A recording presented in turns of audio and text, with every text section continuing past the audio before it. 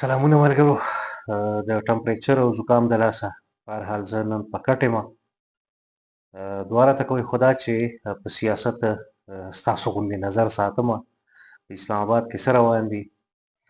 نو یوه نه بلکې دوه درې اهمې نکتې. یو خو دا چې کوم قیادت دی نو هغه هم صرف او صرف پښتون قیادت په فرنټ فوټ باندې دی. فرنټ فوټ مطلب دا چې علي امین صاحب وزیر اعلی صاحب هغه قیادت کوي او نور د پنجاب بیسډ چې کوم لیډرشپ دی د پی ټی آی نو هغه نه ښکاري. دا صرف دا نه چې لیډرشپ و بلکې زیات د ورکران چې هم موږ هلته ګورو اپیرنس او د شکل صورت په حساب سره لباس په حساب سره نو هغه هم زیاتره پښتانه دي چې په دغه ځای کې د پولیسو مقابله کوي یا احتجاج کوي یا توړ پوړ کوي یا دعوه کوي. اوس هغه مختلف خبرې دي، دواړو اړخو نه خلک مختلفې خبرې کوي. دا یو خبره پکې ده چې پښتانه پکې په لیډ دي. نو دا اوس ښه خبره ده او که ښه نه ده. پکار ده چې د پنجاب قیادت هم وي. پینډۍ خواته ډېر لوی ښار دی، 40 لکه خلک پاتې کېږي.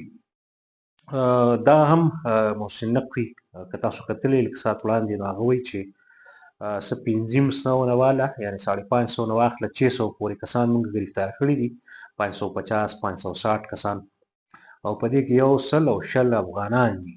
افغانان مطلب د افغانستان شهریان، د موجوده افغانستان شهریان، یعنی افغان مهاجر په قول د هغه چې افغان شهریان دي. اوس دا پته نه لګي چې واقعي دي په احتجاج کې برخه اخیستې وه که نه. الزامات دا هم لګي چې وخت په وخت دغلته خلک په دیاړۍ باندې پیسو باندې هم ځي او دا هم امکان دی چې پولیسو شاید بل ځای نه ګرفتاري کړي او دلته احتجاج کې اچولي. دا اوس بیا سبجیکټ ټو بي انویسټیګیټډ. خو د ټول نه هم خبره چې زه کول غواړم او مطالبه کول غواړم.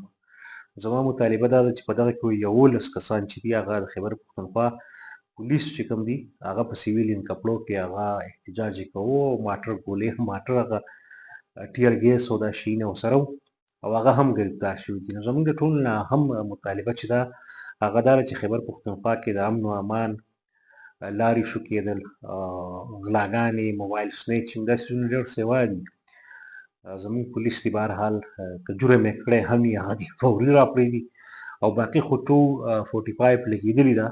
ان سیریس نوټ بخښنه غواړم، سیریس نوټ دا دی چې په دې کې عدالت اسلام آباد های کورټ فلحال د دې هغه ضمانتونه نشي اخیستی او پوج په خپله هم ګرفتاریانې کولی شي. یعنې 245 لاندې چې کله پوځ راوغوښتل شي په خپل سپورټ کې وفاقي یا صوبایي حکومت یا ادارې راوغواړي نو هغې کې بیا ګرفتاریانې وکړي نو هغه ګرفتاریانې کولی هم شي او فوري ضمانتونه ګران یا اسلام آباد های کورټ په دې وخت کې انټروین کولی نه شي. کوم ټول اسلام آباد یا های کورټ نه بلکې ټول اسلام آباد کې څومره کورټس دي ځکه دا مجسټریټ لیکلي دي او په درخواست کې یا مراسله کې یا ویور کې یا کم افیشل سمري چې لیږلي دي هغې کې ورته هم دا هم لیکلي دي چې د فورس په کم سے کم استعمال کوي خو که ضرورت وي نو د ګولۍ د چلولو اجازت هم شته.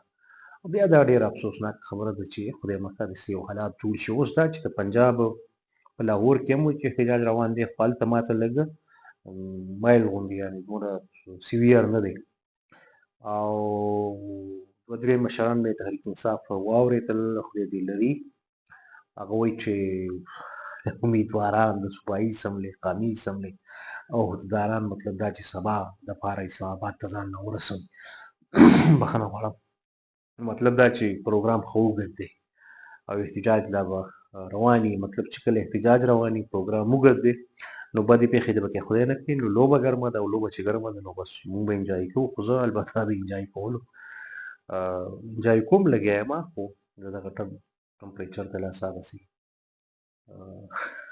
ښکاره ډېر ونه غږېدم یا په غټ اواز ونه غږېدم. اواز به مې در رسي که نه خبر به مې به هر حال در رسي.